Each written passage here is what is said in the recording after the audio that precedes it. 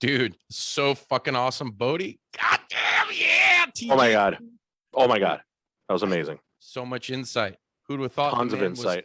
A fucking genius when it comes to the world of professional wrestling and everybody else's opinions. Hold on, what are you guys talking about? That was amazing. What are you guys talking about? We're talking about our interview with TJP last week. Get it together.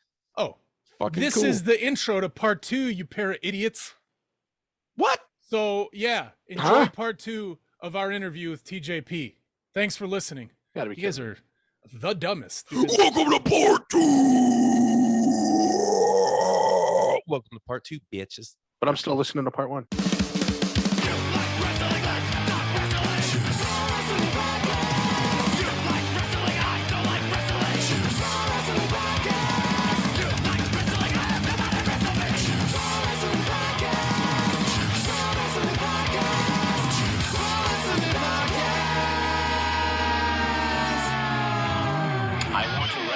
You so freaking bad. Wrestle me. Arnhem and Bailey, and I grew out of that, but my kids might recognize it, I just wondered, based on the conversation we've been having for the last 55 minutes, what your perspective was as far as adjustment. Because everybody, us being people that wish it would be better and less boring, is it a matter of our own perspective, or is it a matter of it really is that boring? Because we all have friends that are fucking die-hard WWE people, and I from what you said, I didn't realize that. I mean, I didn't think of it that way, because I do. I say AEW. I'm a huge AEW mark. I watch it every week and all that shit. And I didn't realize until I heard you talk about it. Honestly, I'm sure we've all had thoughts that are similar, but that I do say AEW, but I actually am a fan because I can list like 5, 10, 15 of the athletes that perform on AEW. And that's what draws me in. When I think about WWE, I think about it's just way more generic, and there's a better chance that a 9-year-old, which is, that ideal, pliable, 9 to like 11, 12-year-old, pliable person, buy toys, buy shirts. I'm not going to be a 40-year-old man. I'm not buying toys. So I think generic is the right word to key in on. And I don't mean it for like the actual word generic, but like to think of it in the more general sense and to kind of take something at face value. Very simple. Like if you think about going to an AEW show, you're not just going to buy a ticket because AEW is in town necessarily. The first thing you're going to think of are my favorite guys on this show, because fuck yes, I'm there. And I'll pay whatever money to go see it. If they're not all on the show, it might be questionable. You might be like, I could see it next time. That's fine. Whereas WWE, most people, especially casual fans, like they don't need to ask who's on the show. Most of them are willing to go no matter what. It's like going to Disneyland. You don't go to Disneyland but before I buy my ticket, I need to make sure my favorite character is going to be in the park. Fucking better be today. Yeah, like I have to make sure Tigger is in the park because I want to get pictures with Tigger. No, you're gonna go to Disney. You're gonna go to Disneyland regardless, and hopefully Tigger's there. If he's not, who cares, right? That's what WWE Arn Anderson there. Yeah, like that's kind of like where WWE's at in that respect. And I mean, and again, like I was saying before, like entertainment is subjective. So it's like if you go to Disneyland, you're gonna be surrounded by 20, 30 people at a time, kids, families that are like, oh man, it was so cool that Iron Man has jetpacks in his back. Now for us, that's not that fucking cool. Like, no, dude. That's fucking weird. Shut up, fucking kid. Sure, that's cool, but it's also really cool like that there's this creative tension between Bucky and Captain America and blah, blah, blah, blah, blah. But you're not going to find that in Disneyland. No offense, you're just not. Like you might find it in some extra content, but you're not going to find it there. Right. And so WWE is the same way. Like you can probably find some of the stuff. Like they'll drop a gem here and there where you're like, oh fuck, that was beautiful. But sometimes you have to find it through their extra content, or you have to wait for WrestleMania to see it, or like it's just not going to happen every day. It's like Disneyland. If you don't like the experience, it's probably not for you. AEW, like New Japan, these things, you can key in on finite little things that will have more focus than WWE will. Right, that you're especially familiar with. I want to ask you, to kind of go back while we're still on the WWE topic, what was it like? I guess for one, who brought you in to the company, and for two, what was it like to? I mean, there's this thing like, right, this nostalgia of us as wrestling fans, the cruiserweight title.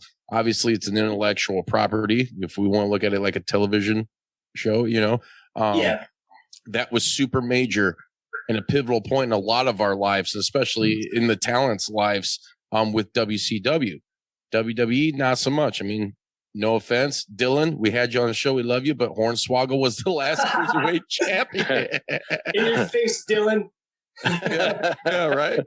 But then they do this awesome thing, right? And I think a lot of it, maybe it was, I don't know, I wasn't there. You were there when they, concocted this idea, the Cruiserweight Classic, which was a super awesome idea, and especially when they were starting to, NXT was turning around into something different. It was going to be the WWE indie, the alternative within themselves, which is something they had to do, because they don't want to recognize competition or acknowledge anybody else outside of their bubble, which is fine. It's their fucking business. But what was it like for you coming in? Did you know right away as soon as the tournament started, all right, we're going to put the fucking strap on you? What was all this shit like to hold that title and to be essentially, a lot of people still consider it the pinnacle. It's kind of shifting a little bit, but I mean, still, you can't deny, the lineage of like that title, the meaning of that title in the moment that you were in yourself. Can you describe what that was like? Yeah. Well, you had actually asked earlier. So when my TNA contract came up, and I was a little bit at odds with one particular person in creative there.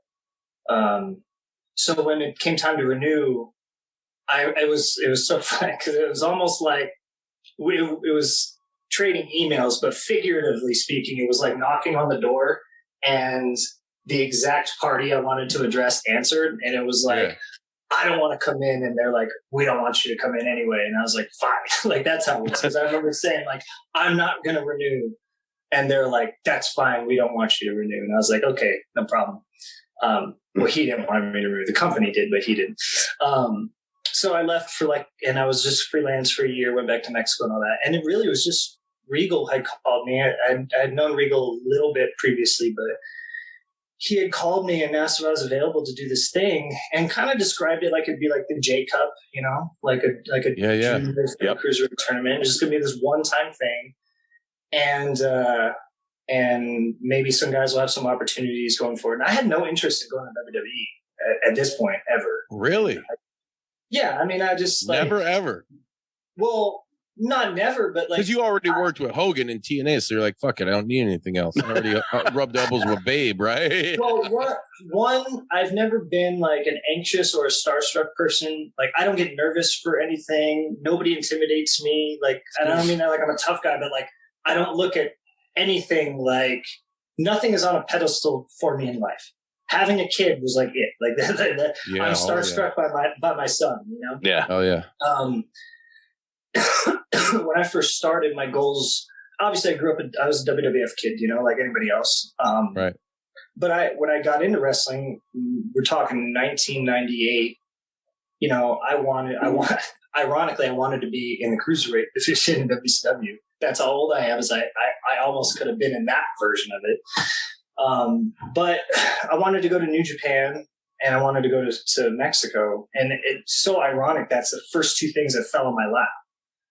And so then right after that, like I got into TNA when I was like 19 years old and was on some of the pay-per-views and stuff. And TNA had kind of supplanted WCW as like the alternative. Right. TV. So I remember kind of thinking like, fuck man, like 21 years old, my bucket list was already checked off of things that I kind of was interested in. Yeah. And the other thing was I got to New Japan from this little company called UPW in LA. It was a developmental company. Before Ohio Valley, before FCW and all that, before Deep South, they had UPW in Los Angeles, where John Cena came from, Victoria, The Miz came through there. And so when I was 15 years old, I was wrestling at UPW. I wasn't under contract. I was too young anyway, but I was good enough that they're like, you can be on the shows, you can be training in the facility and all that. So I was like training when John Cena when I was a teenager, when he Holy was just shit. wearing Adidas Wow. pants. He can't Really? even When it was the prototype? yeah, crew cut and all. Yeah, dude, he had like the Kid and Play haircut or Yeah, something. he did. Ain't gonna hurt nobody. So, so like, I had kind of learned the WWE way when I was a teenager and like wrestled in front of like, you know, Hunter and all the scouts and Jim Ross and people like Wow. that. When I was like 21, 22, I did dark matches and things like that whenever they come to LA or San Francisco on the West Coast. And for me, I was like, I don't care about I never cared about having a WrestleMania moment. I was just like, it's cool. I kind of already did this stuff. And then later, like the whole I was homeless story was because I went to FCW to try and actually get it. I went all in. I was like, I want to get a job. I want to work for WWE. They had nothing for me. That's why I was homeless, because I got stranded in the middle of. At least it's in the warm middle of outside during the night. Yeah, in the middle of the recession, I ended up jobless. So, you know, a few years later now, Regal in the office is calling, and I'm like, it's kind of like, I'll be honest with you guys, I don't really care about being there. But I am interested in this tournament because I kind of had the foresight to know this is going to be kind of a big thing for wrestling history. Yeah. And who knows after that, but it would just be cool to just be in it, you know? So I said, yeah, of course I'd love to be in it. And I remember thinking it was really weird because usually you go to TV somewhere, and when you're the new guy and you want to be proactive and do all the right things, be early, dress nice, yes sir, no sir, how high do you want me to jump, that sort of shit. And you do that, and like they treat you like absolute shit. And I remember thinking, like, I'm not doing that. So I wasn't purposely like reckless or like, you know, a rebel without a cause, I guess, so to speak. But like, if they gave us call times, I got close to it. if we had a dress code, I didn't read it. You know, that's right. You're like, I'm fucking manic. Fuck you guys. So no, I know that was a joke. Yeah. So like, I remember they were like, because in my mind, I was like, whatever. Like they can't hire me any less. So who gives a shit? Yeah. There you go. So like, but you know, I was proactive. I had a good attitude about it. I just wasn't like jumping. I wasn't like, what else can I do for you, sir? That sort of thing, you know? So I would be presentable. I'd be on time for the most part, but like, I wasn't like, you know, trying to like kiss up or anything like that. But I remember finding it odd because there were times when I would be like late for a meeting or something pre-CWC when they're doing orientations and this is what the company's about. This is what we expect of you. Here's like your daily contracts, stuff like that. And I would show up expecting to be chewed out. That's the thing too, is like, I think I know I probably have a reputation for having this like really terrible attitude, but like I have accountability for it. I know if I do something wrong, I'm going to get chewed out. And when I do, I'm not going to give an excuse. I'm going to say, yes, I did something wrong. I'm sorry for being late or whatever the case. I think I'm the same. So I fully expected like, I'm going to get chewed out for this or whatever. And they wouldn't do that. They'd usher me into the back room like, oh, thank you for coming. Like, here, don't worry about Here's the $100. We're going to like, come here to this back office. We're going to catch you up on everything back here. And I was like, why are you guys catering to me so much? In my mind, I was saying, why are you guys catering to me? And I just remember thinking it's so opposite. Like, you know, when you do all the right things, they don't give a fuck about you. When you don't do the right things, and I was like, why do you care so much? That's who didn't care that much? You know, some of their biggest stars, Shawn Michaels. Well, here's the thing. Stone Cold. Well, from what I understand, Austin was always super neurotic and worried about losing his spot. So he probably did he was watching the boys. He probably was more accommodating than people thought because he really wanted to Shawn succeed. sure as hell wasn't. Yeah. And he's ironically my hero. And when I was at WWE, he was a mentor for me a lot. And he's wonderful. He was wonderful for that. But yeah. Let me go off topic real quick and ask you this. Because it was weird for me. How weird was it for you to see him bald? Let me think. By the time he was doing that, I didn't see him that much.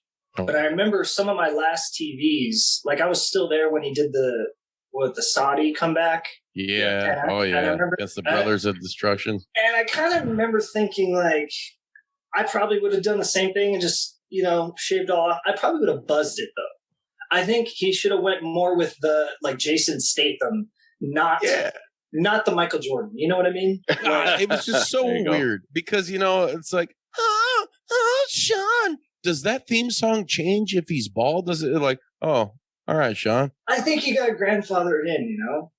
He had to. Yeah. Man. I mean, I love Shawn. I'm not for everybody watching and listening right now. Don't fucking shit on me. If you want to have fun, do whatever. You're all a bunch of marks anyway. No, I think you grandfather in the theme, and it's what we accept him as. So coming in, I remember being surprised by the treatment, and I remember the first show we did. I just did my job as asked, and I'm like this normally. I don't ever ask plans. Like I'm not that way. I don't care. Whereas I think, I don't know what the right word would be, but I think if check clears, you're going to do the fucking job, right? Well, okay. So Scott Hall once said, "It's when you win, it's when you lose." Right. And that's the truth. I mean, I'm going to have to bleep you twice on that. We don't have that. I have to bleep you. So it's we perform, and that's what our job is. And I pride myself on. So like wrestling fans will give me heat over like saying, I'm a quarterback in the ring or like a ring general, but that's because I see wrestling for that. Like it's my job. That's something I've always been good at, and I have the composure for it. And it's not necessarily because I think I'm better than the other guy, but that's not how it dictates. Who's better, Joe Montana or Jerry Rice? Damn! Don't throw that at me, brother. Don't do that to me. You know what I mean? Like who's better, Kareem or Magic? I don't know. But my God. But like, there's one guy taking the hikes and throwing the passes in those duos. Like that whoever the better guy is doesn't dictate that position. So like,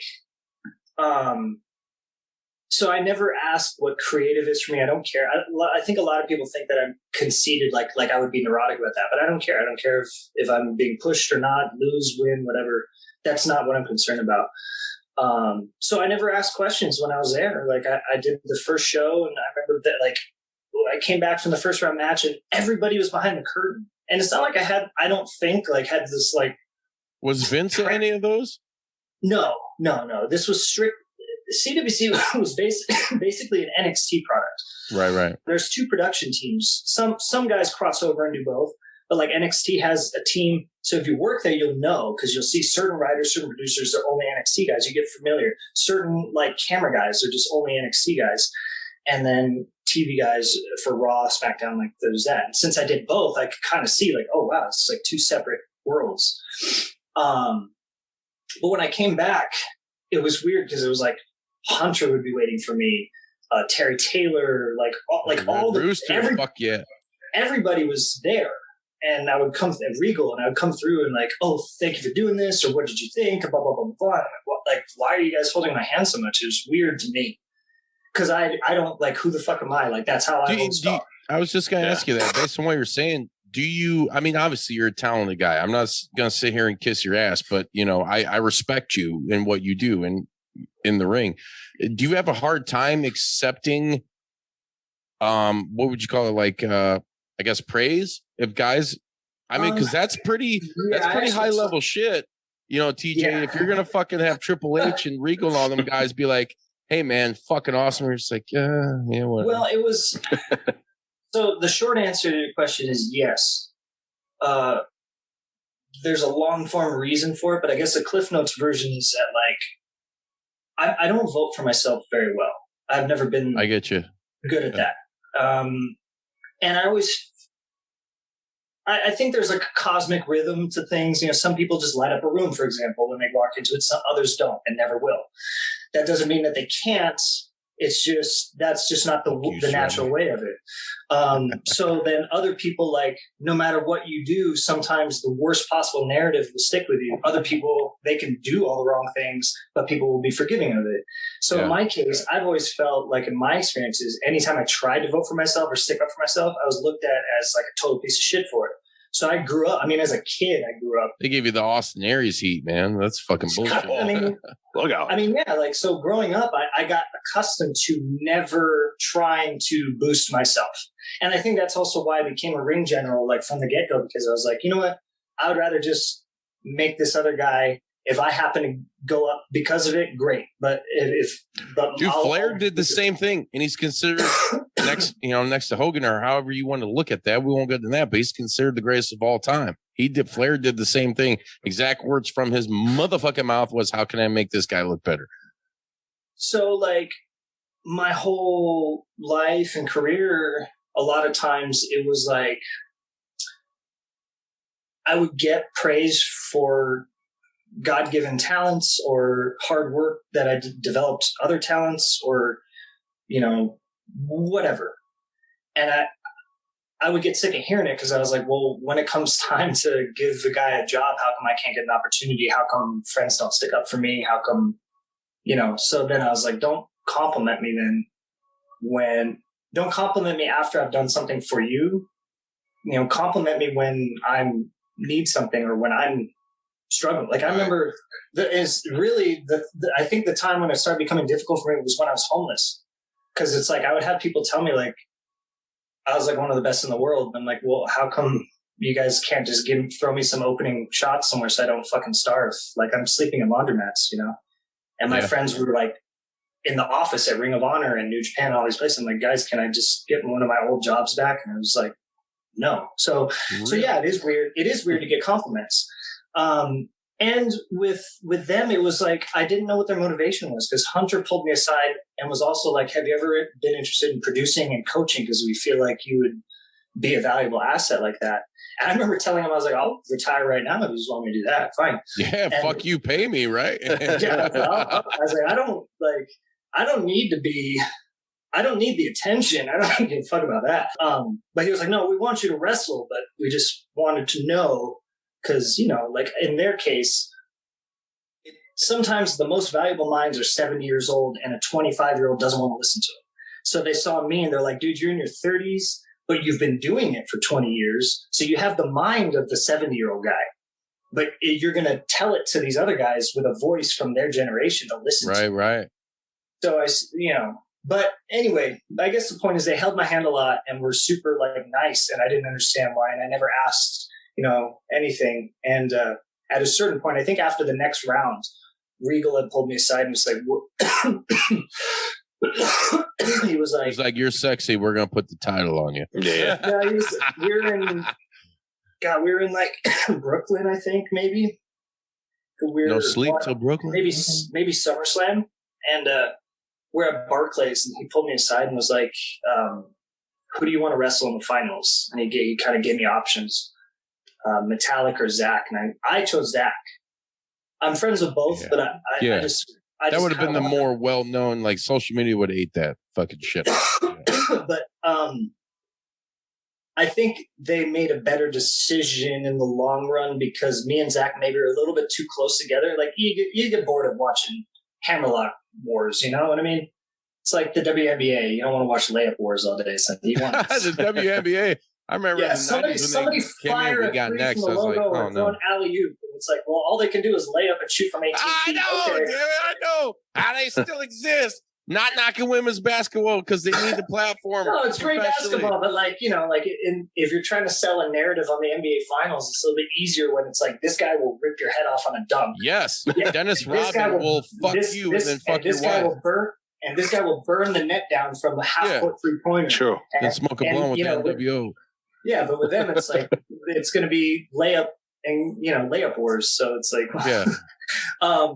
So I think in that case, they made the right decision, because me and Zach probably would entertain some of the diehard fan base, but general fans would be like, this fucking shit out of here. Like, so Metallic, because I came from Lucha Libre, so Metallic and I was probably a better matchup. Great. Yeah. That was a great match too. An awesome match to watch. But yeah, they had, I guess, for themselves decided from, I don't know, round one, maybe since before the thing, because they were so protective of me, and I know, like, they a lot of fans that they kind of fantasy booked it, which the company, by the way, like, if you're a fan, you're listening to this, the company knows you're going to do that. So like when they put Ibushi and Zack on opposite brackets, they know you're going to fill in the brackets to have them together. Therefore, they're not going to give you that match because you've already bought it without them having to sell it. So don't complain when they're smarter than you, because they are.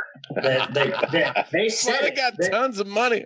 I love it. They openly said, we know that this is what they think will happen. This is not what's going to happen. And they chose differently. I was the unfortunate scapegoat because now diehard fans hate me, and they probably will forever. But oh man, hey, just what know does that, bad luck follow? not me. Fuck them. Yeah. But just know, if you're a fan, they're well aware that you do that, and they use it against you. So don't get too I've been woke since invested. like 15 years ago. On that aspect. And then I know that like a lot of the thing, from those fans was like contract stuff. But I didn't sign a contract until right before the pay-per-view where I wrestled Kendrick for the title, or to defend the title. So like when people are like, oh well, they had to just keep going down the line because Ibushi wouldn't sign or Zack. I didn't sign either. Shit. You should took that fucking title, man. They put the title on me, and I didn't sign a contract. I told them no. I wanted to go. Ran off. Ran back to New Japan and defended that thing. I guarantee you, they would have been like, "Oh well, this motherfucker," but he's got fucking possession. I remember after round 2, we all sat in the theater in Full Sail. They have one of the classrooms like theater style, like IMAX theater. You know, big screen, so they would put the show on. They'd have catering in there, so when you're done with your match, that's kind of the secondary locker room. And they always do a post-show meeting after NXT TVs, and in this case, after the CWC rounds.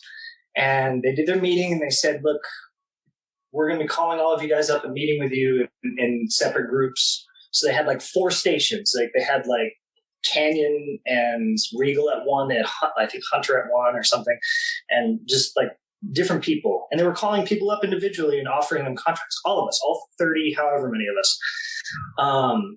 And I remember talking to Zack, like, what do you want to do? Because Zack and I are friends. And I was like, what do you want to do? He's like, I don't know. I'm just going to start with New Japan soon. So I'm thinking about telling him I want a year, and then I'll talk to them again later. And I was like, yeah, because I wanted to do Lucha Underground and go back to Japan and Mexico. I wanted to go back to New Japan. And so I said no. Well, didn't Paul Heyman fucking walk out and there's like a YouTube video, I think, and give Zack Sabre like if you want to sign a contract, here it is. Or was that Will Ospreay? Maybe that was Will Ospreay. Maybe Ospreay. It wasn't. I don't think it was Zack. Yeah, it's probably Ospreay. The Marks will correct me. Anyways, proceed, brother. So yeah, me and Zack talked. We both said no. Some of the guys are already signed. Gargano, obviously, Ciampa. Yeah.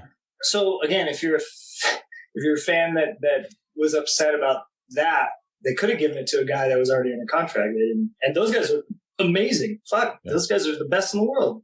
Gargano, Ciampa, Swan, these guys are incredible. But yeah, me and Zack said no. Ibushi was going back and forth because even after the tournament was over, me and Ibushi still did stuff in NXT together. So they could have still went with Ibushi. Metallic wanted more money.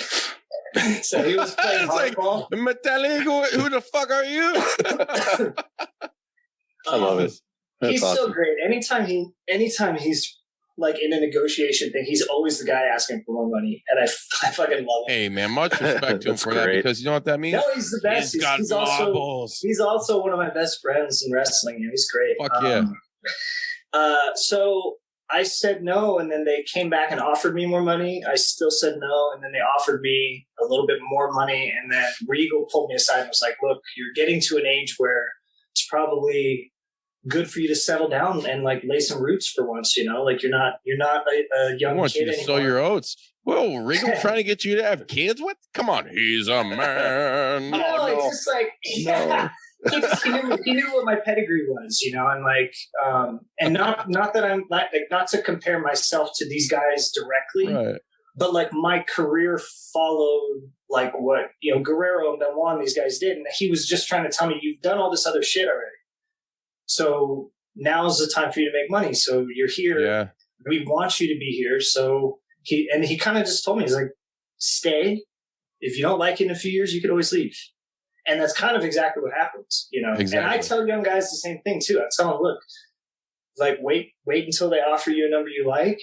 And especially if you, like some of the guys that'll be like 24 years old, I'm like, dude, you can do 3 years there, make some money, buy a house, start a family. You can go back to the indies at 27. You're still young. You can go and do all the artistic shit you want. Motherfuckers will put action figures out of you and put you in video games. Especially nowadays, that's super appetizing to my ego. Video games? I don't give a fuck about what you guys, you know, just trying to come up in this world. Right? I want to be. So Regal had asked me who I wanted to wrestle in the finals at like round 1 or 2. And then I still didn't think anything of it. I just gave him the answer. And then it was like the day of the final show. I didn't know what they wanted for me and Ibushi because we did the 2 rounds together. I didn't know what they wanted. And it was like Coach Bloom, Albert, was like the producer for one of the matches. And he was like, well, what do you want to do? And I was like, I don't know. What do you guys want us to do? And he was like, you don't, like, he was kind of taken aback that I had such low energy, or like, I wasn't like, you know, whatever. And he was like giddy. He was like, you don't know? And I'm like, know what? Like, no, motherfucker, I just told you I don't know. Yeah. And he's like, you're going all the way through. And I'm like, yippee. Like, I don't know. Okay. How was that, dude? Fuck. Laying it on you right then and there like that. Dude, it's you. You're the man. Well, most people, they're really concerned about that sort of thing. And I think most people would have asked a long time before that point what the plan is. To me, that doesn't matter. I mean, you can tell me when the music plays and you can wait till then to tell me. I don't give a shit. Like, fuck, like, that's fine with me. I have a job to do, and it doesn't necessarily matter if I win or lose doing it, you know? But that's, I joined Strictly Business, motherfucker. You hit up I didn't know until I saw the lineup on that actual day. And then they said, you're going to go all the way through. But I mean, piecing it together afterward, I was like, well, I should have known because they babied me forever and were so concerned about it. Yeah. It all adds up. I didn't know throughout this conversation. And now that you just said that, I fucking know. Cue the more you know a rainbow's friend. But yeah, no, it was a weird experience because I'm so hands off. And there was like the one time I was like the guy. So, you know, I mean, I have nothing to complain about for the rest of my life. You know, most people don't get a chance to do that sort of thing.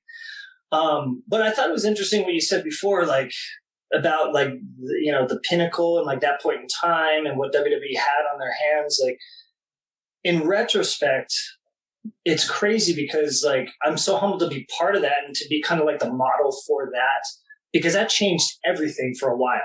Yeah. Before that, they were still in the mode where like, and we got our 1 or 2 small guys or whatever. Yeah. And it was like, once they saw how successful that was and how much people took to us, and like, then all of a sudden it was like, all right, fuck, let's open the doors. Let's go get Adam Cole. Let's go get Roderick Strong. Let's go get, you know, all these people. And it's like, let's put Kevin Owens and Finn Balor and all these guys that were indie guys, like, let's put them in prominent positions. And from like 16 till like now, indies ran the fucking world, man. Like WWE was like these dudes became massive superstars. And I don't think it was strictly because of the CWC, but I think for the first time they said, all right, fine, let's give indie guys the keys to the kingdom and see what happens. And I feel like the company was like, maybe this won't go so well. And when it did, they were like, fuck it, let's invest. And they did, and now the game has changed. Look what happened when they put out the fucking Rise and Fall ECW. They were probably like, let's just do it to do it. And when it sold, let's fucking bring them back. You know? Yes. Yeah. So it's like to have been like the driver of that engine to be put in that position. Like, I'm honored because historically, that's, in retrospect, that's a pretty big spot to have been in. It's huge. Yeah, and you were honestly, you're part of history in the company that has been around for 50 years that maintains a lot of our childhood memories. I don't know if you ever thought about it like that. It did when I started, because, you know, I get like, so the other thing was doing this, I was one of only a few people that bypassed. Like most people don't bypass developmental coming into the company. Exactly. Unless Even you're if like you AJ really Styles or something. So that was the thing. Like AJ was like the first guy, and I don't know however that did it. And then Good Brothers did it, and then I did it. Like almost everybody else in the CWC still had to go to NXT and like had to report, except for like Spanky because he had already been there, and like a few of the other like other guys, they still had to go to like practice and training. I remember showing up to the PC because they did say I had to move. I moved to Orlando, and I showed up, and I was like, my name isn't on any of the class schedules, and I was like, and it's not on any of these NXT house show loop things. All the other guys were on those. And I was like, what do you guys want me to do when? And they said, don't. I was like, what do you mean don't? Because I like to train and stuff like that. And so I was like, can I just jump in on this practice or that practice? It said, if you get hurt, it's our ass. So we got to answer to Vince. So don't fuck around here. You can lift weights and do that stuff, but don't just stay the fuck out.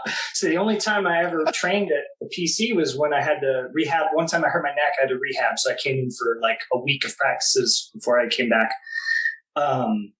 So I was one of the only guys that like skipped that part of the process too.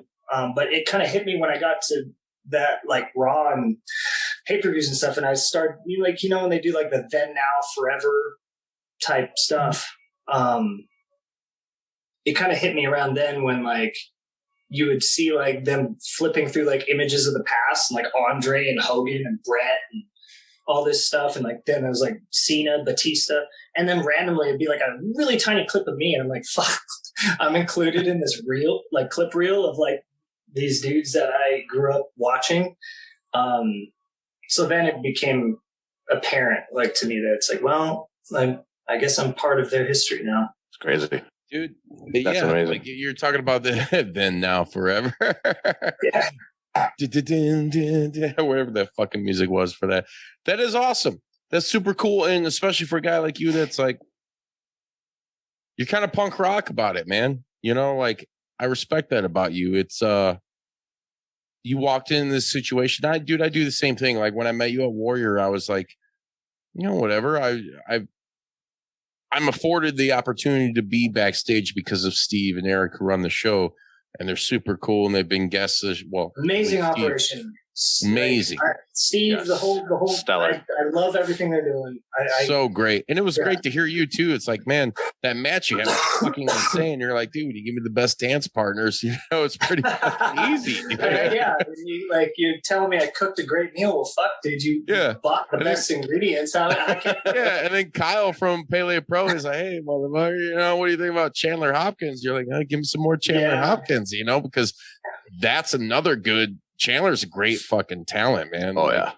That dude, me and Sren went down to Texas to see him. We've seen him up here. I'm very much looking forward to more opportunities to see you guys fucking cut it up. Is there anybody else in the wrestling world right now that do you have like a top 5 of guys that you want to fucking face? And the second part of this question, is there a glass ceiling? Everybody has a bump card. Is there a glass ceiling to your in-ring career? I mean, I don't think it's going to be anytime soon because you're still fucking young, dude. You seem to be fucking in shape, but with family and whatever coming on, who knows what can change up here and right here, is what's that like for you? I mean, as far as like glass ceiling goes, as long as my legs, fuck, I'll go till the wheels fall off. I assume by the time I'm like, you'd be like Terry Funk and die in the ring. Like you see guys like say like Goldust or Fit Finlay that like they could kind of do it forever, but I think that you hit an age where when you hit around like 50 and it's like it starts to be almost like disconnecting, like your age and what even if you're able to do it. Even for those guys who you say who work a heavyweight style, is it more so for a guy like you that's known for the moves? And you look at even AJ, who's older now. Who has, when's the last time you've seen the spiral tap? The whole work smarter, not harder deal. I get that. Well, I mean, I don't know. Like I'm honored to have the reputation of being a guy that can do a lot of stuff, but It's definitely all smoke and mirrors.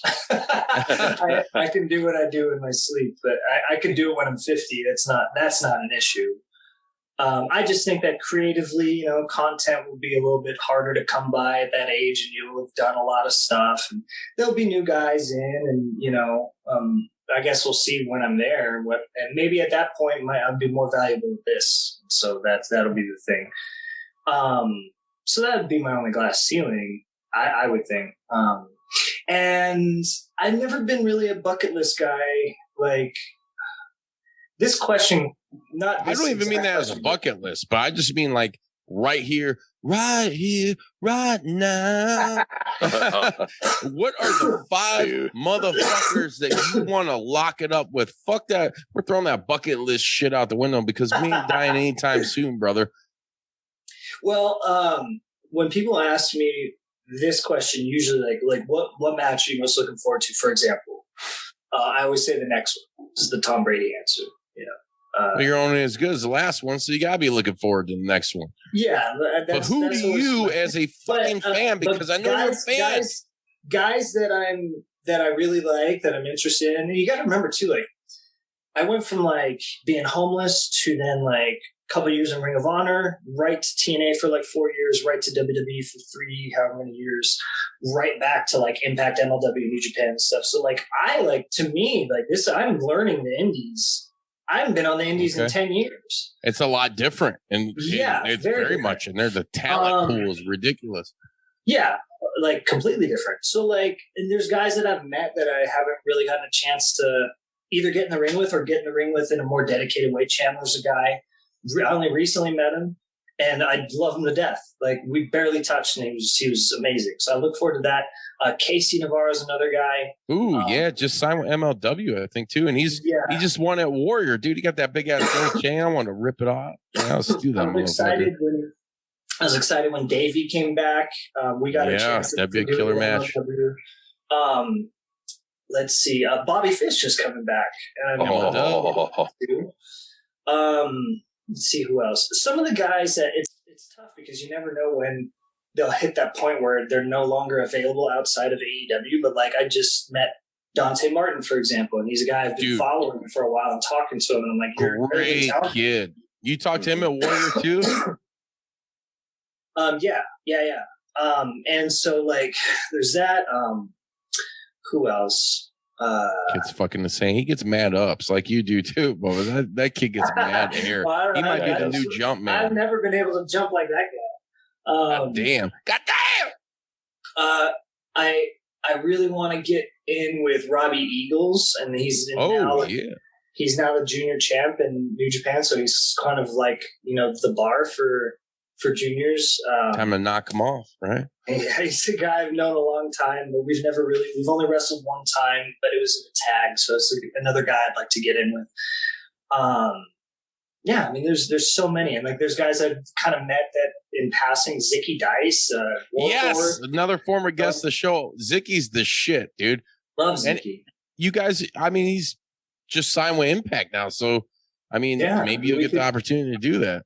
Yeah, and I'd seen him at MLW too. Like, there's a lot of guys that now I'm meeting for the first time. I'm like, God, you guys are incredible. Like this, the indies didn't used to be like this. Another question for you. Real quick, I want to go into your Filipino heritage. Did you ever get a chance at all to interact with Dave Bautista? I met him one time when I was still in WWE. When he came back, we were in Washington, D.C. for a SmackDown. I think there was some sort of like Evolution reunion or something. Yeah. And he came in. He was just doing a talking piece or something in the ring. So I met him briefly before the show. Super soft-spoken, very nice guy. It's kind of a recluse. It's funny when you meet him in real life. It's like, wow, like on the internet, you're so loud. Yeah, but he's a fucking sweetheart recluse. He can be super loud and liberal and all kinds like on the internet. But when I met him in real life, he's just the kindest, softest person. Such a pleasure to meet, and for me specifically because he was like a road paver for me, you know, Right. which is, it's funny because I think I've been doing it longer, maybe. I mean, he did train at the power plant, brother. I don't know. And certainly in more places, but he was in this great position. And like, for those that knew, like, it was never really promoted, but for those that knew, and for somebody like me, he meant a lot to me. So to meet him was amazing. And we know a lot of the same people within like the Filipino community too. That's like awesome. we're both friends with the boxer Nonito Donaire and his family and stuff. So there's links between us that it was like, oh yeah, like I know this person, that person. So he was just total sweetheart, amazing human being. I was so happy to get a chance to meet him.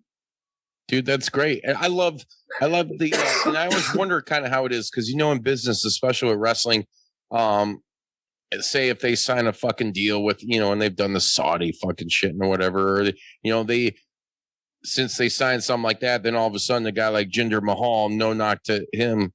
I mean, dude, I think his uncle's one of probably the fucking best. Gama Singh is fucking one of my favorite people ever out of old school shit in Canadian wrestling. But it's cool to see this brotherhood among cultures, especially I mean, we can all do it as regular people, right? But seeing it in like sports and entertainment, because I don't quote that other term, it's fucking bullshit. To see that is amazing, because I know there's a lot, like when you get into entertainment, right?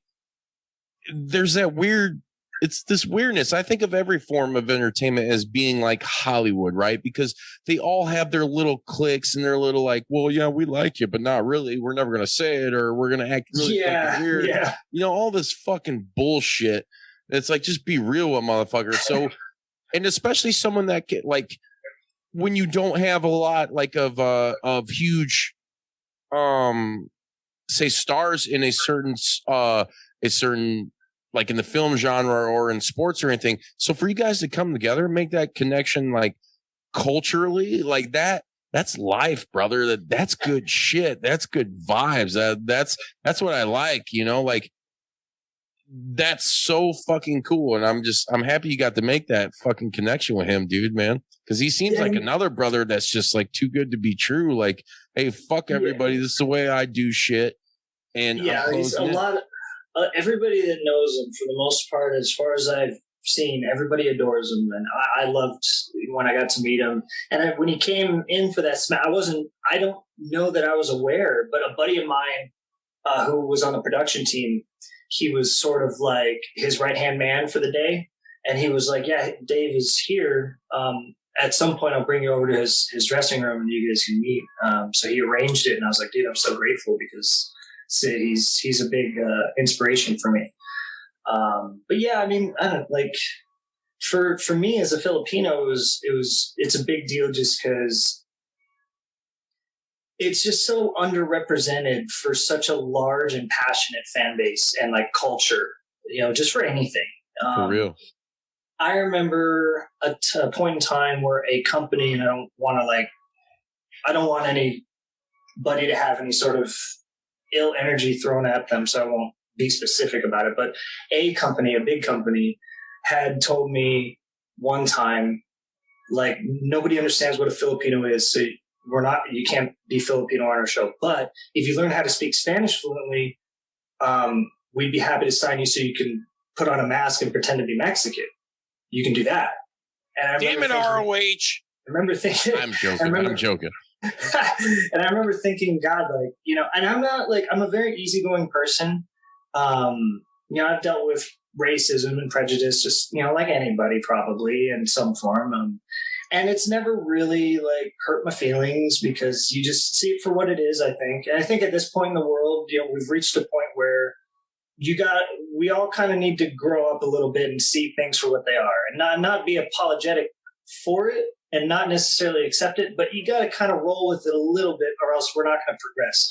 You can't be like day one, I'm so shocked and surprised and hurt by this. Like, we're not going to solve the problem by acting like that. So I've always grown up like that. Like, some of the harsh, I've been not served at a place before for not speaking the right language or looking a certain way. Like, so I get it. Like, and when that happened, I wasn't too hurt by it. I just, in retrospect, I'm like, wow, how come I wasn't hurt by that? That's pretty bad. Yeah. But, like later on when it was like, so I do the CWC, and originally they just had an American flag for me. And I asked Hunter, I said, can I put the Filipino flag? It would mean a lot to a lot of people. And you'll be able to see it afterward. And I didn't know they were going to do anything with me. This was day one. So he was like, yeah, sure, no problem. It was as easy as that. And afterward, seeing as how it played out for me, I had people tell me like wrestling fans, like I watched it with my whole family in the Philippines. They're not even wrestling fans, but my grandma was crying. Like she doesn't even know what wrestling is, but she's just watching a Filipino do this and like was so proud because Filipinos never get this type of platform. And I remember thinking, this is exactly why I asked for that and everything that I've been denied for 20 years prior. And so meeting Dave that's what I thought about. I was like, dude, this is something that for me personally, like this is sort of a quiet crusade of mine, was to be able to build this bridge so that, it's not just me, like now the Shotzi's and the Joaquin Wilds and everybody feels like we can walk across this big wide bridge that we built. That was what it meant to me. So yeah, meeting Dave was a huge, huge deal to me because it was like not justification of it all, but it was like, wow, like I'm meeting the godfather of what we aspire to be. Pro wrestling. You're the world champ, thank you. Yeah, hell yeah. He's fucking Drax the motherfucker destroyer. Yep. Hey, Rob, real quick, I want to ask you this too. I don't know if this is just rumor, and I'm not gonna quote someone else's shit because we're better than that. We're bigger, wetter, better. Remember that, kids. Hashtag it. Was there any truth to the E being upset with you getting tattoos? Because I see you got a lot of ink on you, brother. Yeah. No disrespect. I don't have that much ink. I got some. Bodie's got some. Sren's just some guy fucking sitting there watching us. Don't fucking throw a thumbs up, Sredden, you fucking idiot. Anyway, what was there any truth behind like that, like, and them being upset that you were getting like more tattoos, and you're like, no, to my knowledge, no. And I think that's like sort of a loss. And I think that comes up because of a few different things. Primarily, it's a lost in translation thing. So, like, if you're somebody that, like, I don't know, I guess somebody in your position, you have a podcast or maybe you write for a platform or something, and you need to discuss a topic that is news or you need to write about it, you have to say something, right? Like, you can't just say, this happened, the end. Yeah. So, now, I guess rewind to like what I was saying before, like I've never been good at voting for myself. And like, guys in Vince's position, for example, like if something is created about them, they don't run to defend it. They don't give a fuck. It's whatever. You guys talk about whatever. I got other shit to worry about. Talent usually does that. But I don't like doing that. So like if so you could say like, oh, I heard TJP murdered a guy. Well, I'm not going to say no or whatever. I don't care. You Marta Jannetty? Say whatever you want about me. I'm not going to rush and try to, because you can't correct them anyway. Once somebody says something, they want to believe it no matter what. So if I defend it, it's not going to change it. So I don't. Yeah, I never waste my time. So when I was released, that was a year-long process for me. People don't think that because I was wrestling regular, whatever. But a year before I was released, I went to Vince and was like, "Look, I think I'm wasting your money." Because, like I said, like WWE's it's WWE's a TV show, and I was like, I would like to do better for you, but where I am right now, I'm just a good wrestler in tights, and you have 200 great wrestlers in tights. I'm not special in that form, so I'm a waste of your time and money, and I'm not. And I'm only saying this because I'm not happy, like I'm not enjoying my time here. And I would like to go back to Japan and Mexico and stuff like that. But I don't believe in quitting. So I don't want to quit, but I would like to do better. And to his credit, he was like, well, how could we use you better?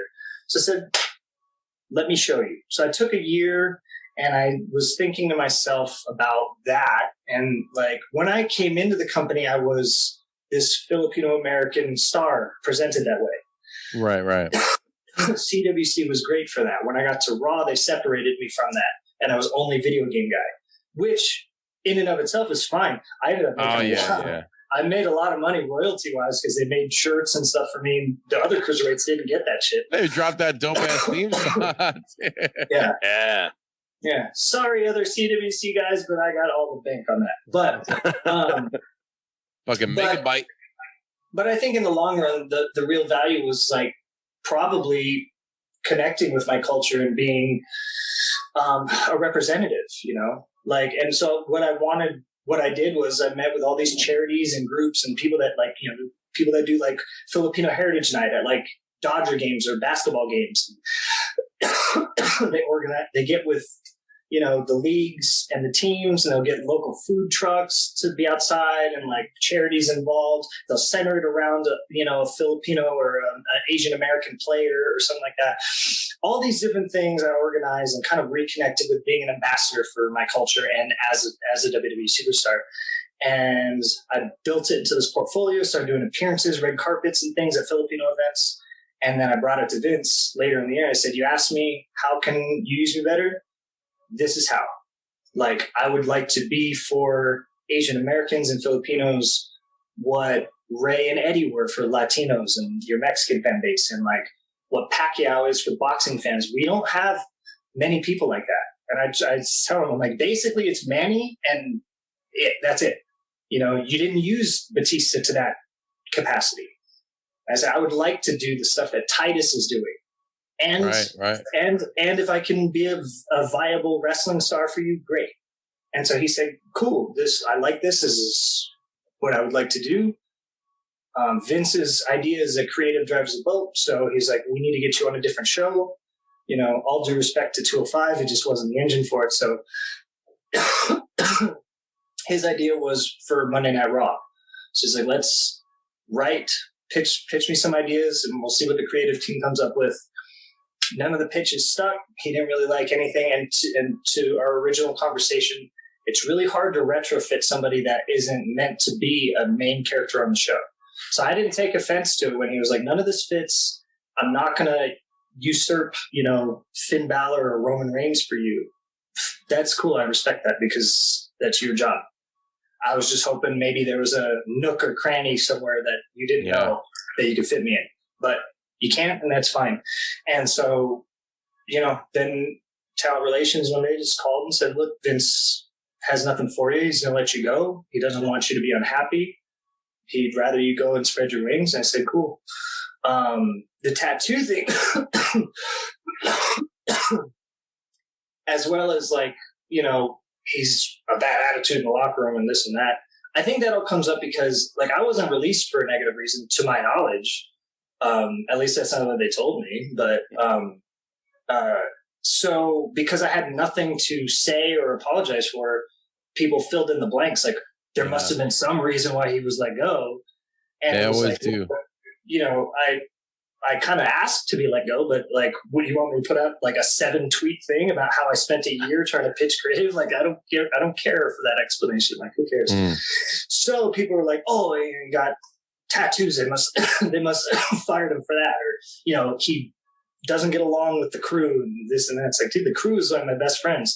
Vince would ask me what tattoo I got that week, and I would show it to him when I would meet with him to pitch creative ideas. And I think people thought I just showed up randomly with every tattoo ever, because wrestling fans, if you don't see somebody on TV, you kind of forget that they show up to work. I still go to work every week. I just don't wrestle. So when I show up, a bunch of money to get a bunch of fucking tattoos that cost about $100 an hour for you motherfuckers that don't get tattoos.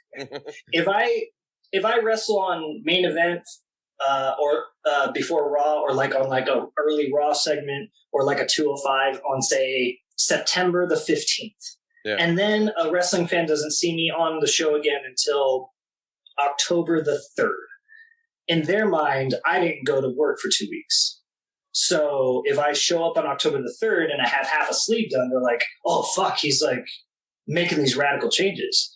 But I went to work September 21st and September 28th and October 1st and October 3rd and whatever. So they see each one, and each one is approved I'm just in the back and not on camera.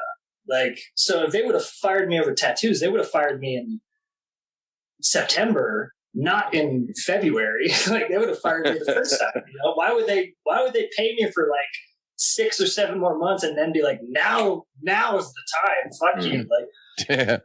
if that's the case, the joke's on you guys because you gave me free money then. Exactly, brother. Exactly. But no, I asked to kind of, I asked if I can sort of put up or shut up for him. And I was accountable, you know. I said, I'm wasting your money. I'm not. Well, Vince has to know that tons of guys are stealing money for the most part.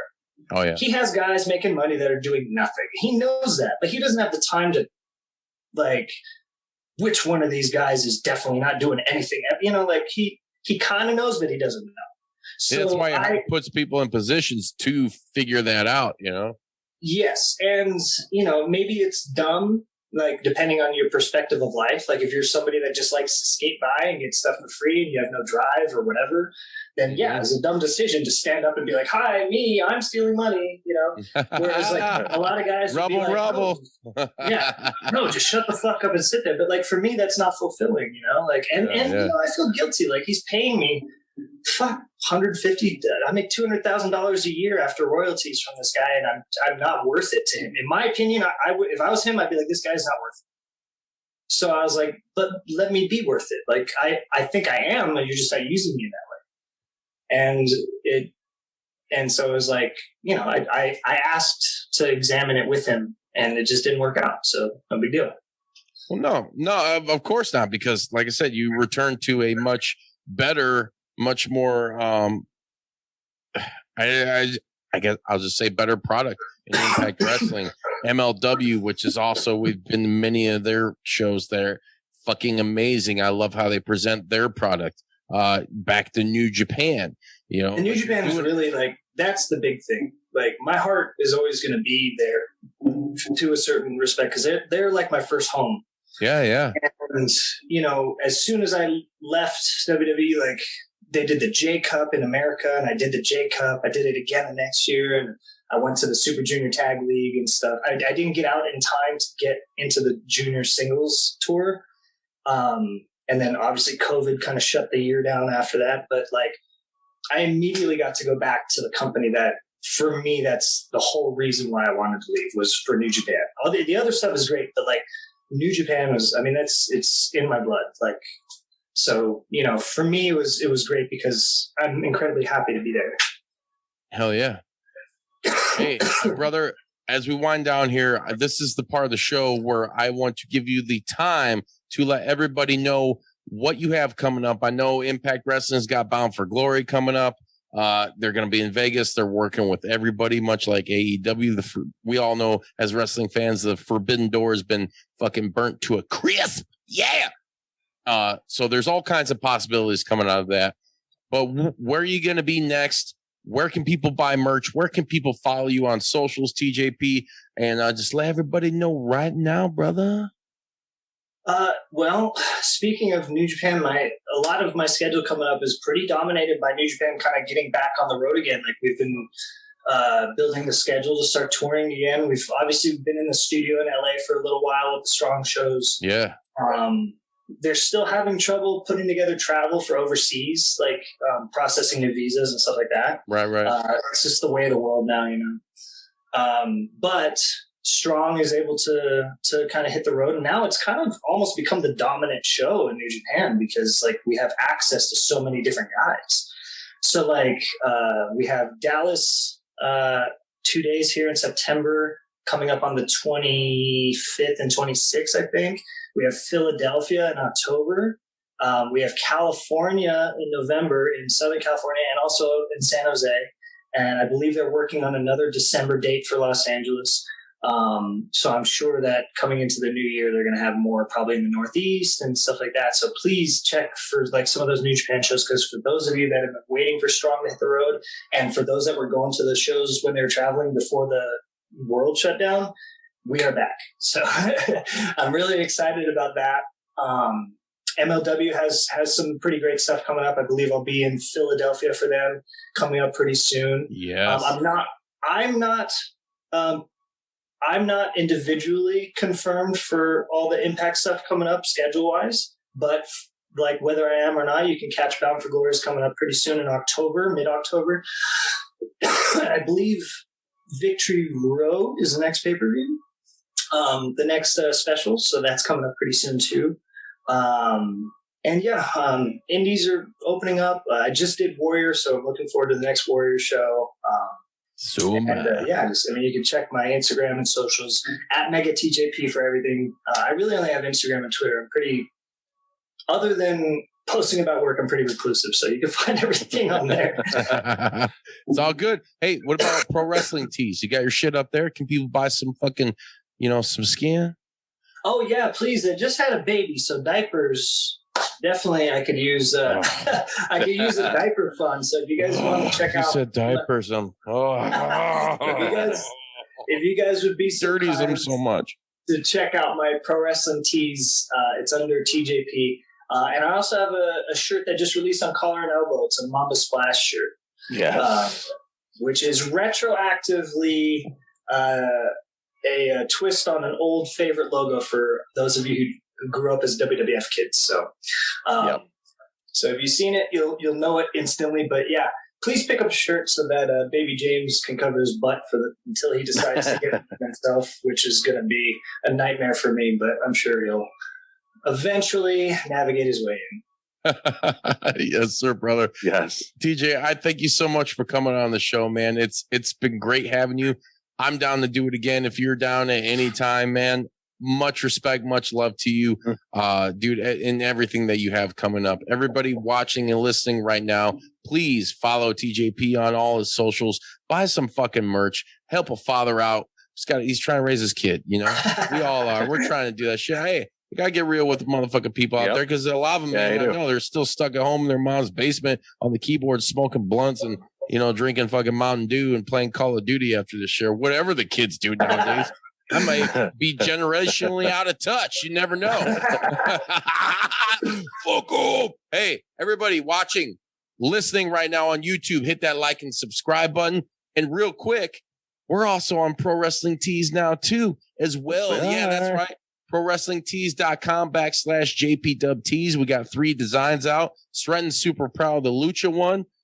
I don't know why. Maybe, buy one and figure it out. But we got 3 killer fucking designs up there. So please go and support. Spread the fucking, the rumor of the Juice Pro Wrestling podcast. And we'll love you for it. If you're listening right now on any podcasting platform, make sure you rate and review this episode and go back and watch all of our killer content and do the same and share it with your friends and loved ones. And it'll be a good motherfucking time. TJP, we fucking love you, brother. Until next time, we like to quote a little Easy-E. Wet 'em up, wet 'em up, wet 'em up. I'm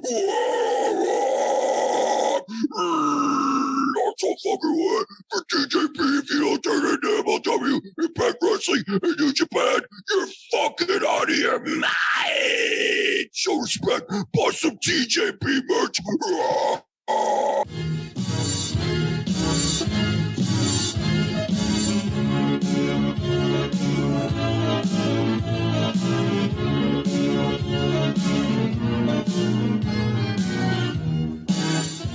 You gonna do sex to me? Did you like that video? If so, be sure to hit like and subscribe and check out more killer content from your boys at Juice Pro Wrestling. Whoa, yeah!